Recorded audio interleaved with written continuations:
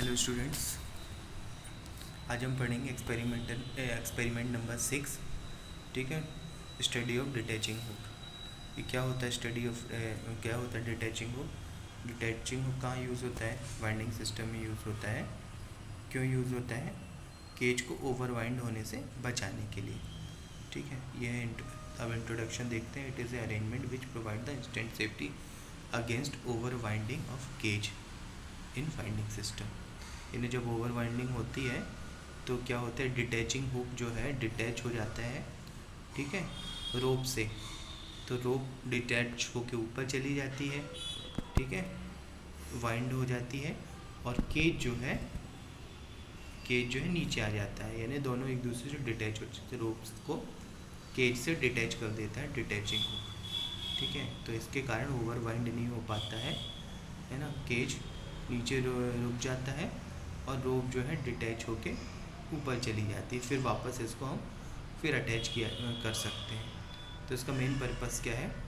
Over wind होने से बचाना, ठीक है, और डिटैच होके, यानी रोप से डिटैच होके। द एंड ऑफ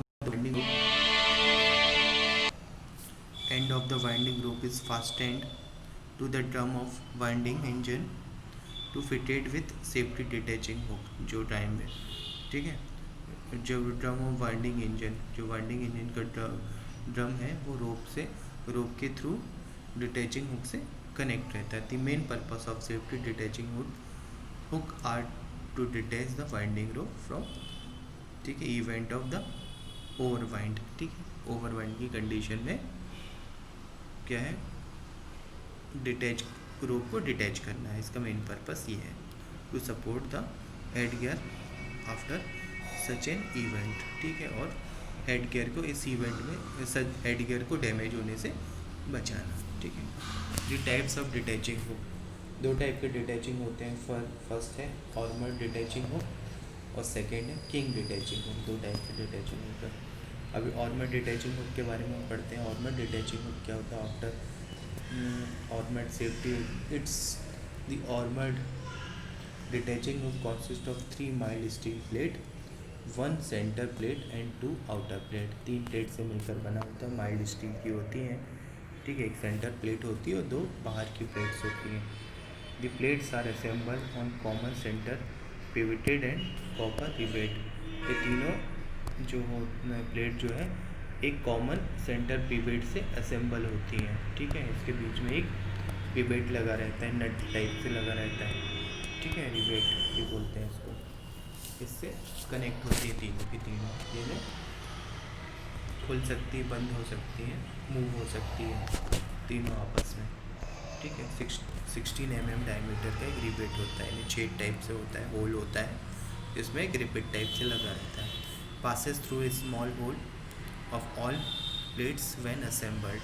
ठीक है, इस स्मॉल जो भी प्लेट इस तरह असेंबल की जाती है कि इस होल के थ्रू पास हो। The upper rivet hold the 3 plates in their relative position after assembly. ठीक है,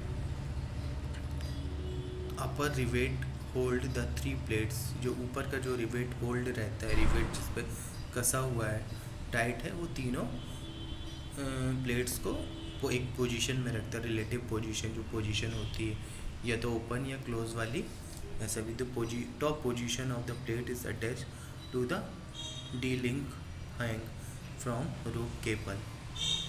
ठीक है, टॉप पोजीशन, जो प्लेट की जो टॉप पोजीशन होती है, वो किससे? रिवेट के थ्रू डी लिंक से कनेक्ट होती है, डी लिंक।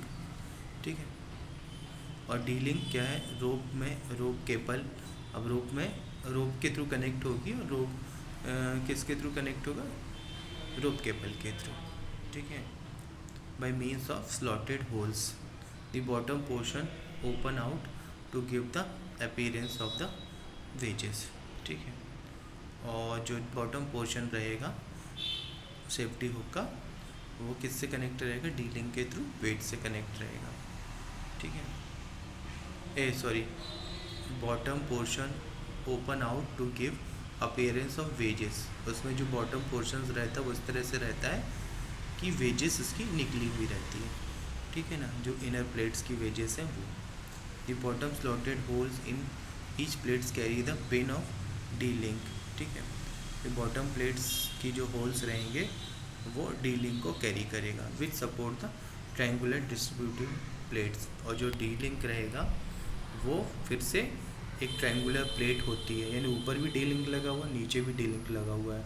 ऊपर डी लिंक जो है रोप के थ्रू कनेक्ट है, रोप केबल के थ्रू रोप से कनेक्ट है, और नीचे वाला जो डी लिंक है वो ट्रायंगुलर प्लेट से कनेक्ट है, और ट्रायंगुलर प्लेट जो है, ठीक है, वो है चैन के थ्रू केज से कनेक्ट है। Okay, in effect of centre plate is not taking any load but it is preventing the pin from moving lateral along the slot, ठीक है। सेंटर प्लेट जो है कोई लोड नहीं लेती है, बस ये क्या करती है, ये कनेक्ट रहती है, तीनों पिन से कनेक्ट रहती है, ठीक है। बेस बनती है ना, 2 पिन से कनेक्ट रहती है, ठीक है।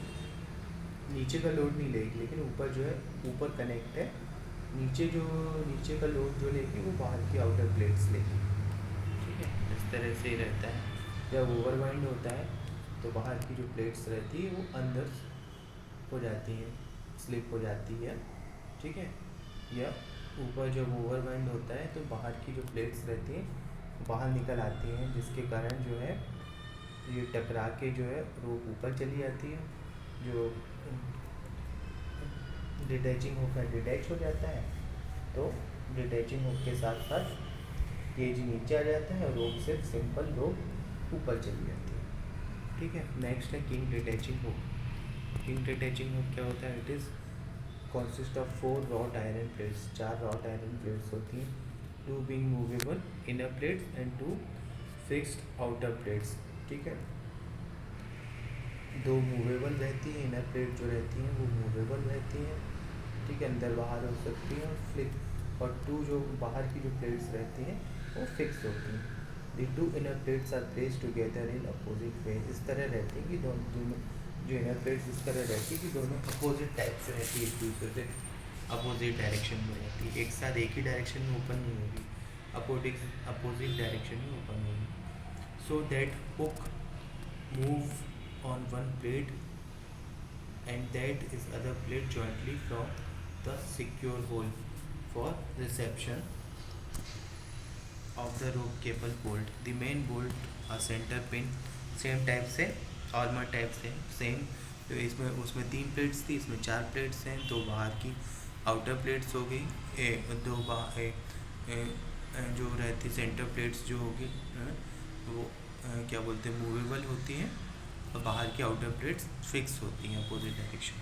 The main volt are centre plate passes through the F in all 4 plates. अब इसमें भी मेन होल होता है, सेंटर पिन के थ्रू चारों प्लेट्स पास होती है मेन होल से, ठीक है।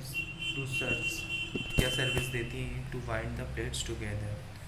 ये जो मेन एफ होल है वो जो है चारों प्लेट्स को एक साथ रखता है, to transmit tension of winding rope, और वाइंडिंग रोप में टेंशन प्रोवाइड करता है, खिंचा हुआ रहता है हमेशा वाइंडिंग रोप फ्रॉम हुक्स। अगर वाइंडिंग रोप टाइट नहीं रहेगी, खिंचा नहीं रहेगा, तो वाइंडिंग रोप लूज हो जाएगी और डिटैच हो जाएगी, ठीक है। ये टाइट रहता है इसलिए वाइंडिंग रोप भी इससे कनेक्ट रहती है। The hooks from the inner plates to the shackle bolts of the main dealing to provide pivot, ये pivot on which 2 inner plates can move, ठीक है। इस तरह पिवेट प्रोवाइड किया जाता है कि दोनों इनर प्लेट्स जो है मूव होती रहें, ठीक है। द हुक्स एम आल्सो कर pull the winding rope has no tendency to open cut inner plate, the copper pin place through the hole C in और 4 plates and riveted over to prevent inadvertent movement of inner plates when they are not under tension, ठीक है। यानी normal condition में ये जो है आपका movement नहीं होता है, ठीक है, इनर प्लेट्स ओपन रहती हैं, लेकिन जब इसमें ओवरवाइंड होता है तो जो इनर प्लेट्स है, आउटर प्लेट्स जो है वो टकरा के अंदर की ओर जाती हैं अपोजिट डायरेक्शन में, ठीक है। नॉर्मल कंडीशन में ओपन रहती है, ठीक है। जब ओवर वाइंड होगा तो ऊपर की जो जहाँ एक लिमिट है प्लेटफॉर्म से टकराएगी ऊपर जो है टैगिंग प्लेटफॉर्म से, तो जो इनर प्लेट है वो अंदर होती है, जिसके कारण डिटैचिंग हुक ऊपर ओपन हो जाता है और वो रोप ऊपर चली जाती है और केज जो है नीचे आ जाता है, यानी डिटैच हो जाता है रोप से केज। ठीक है, इसके क्या क्या पार्ट्स होते हैं? Parts of the detaching hook, pin होता है, स्लाइड प्लेट्स होती है, सेंटर प्लेट्स, अटैचमेंट्स, ये पार्ट्स तीन हैं। ठीक है, अब थ्योरी क्लास में आएंगे तो इसको और प्रॉपर अच्छे से और बता देंगे क्लियर पिक्चर में। ये देखिए इस तरह से होता है। ठीक है, ओके, थैंक यू।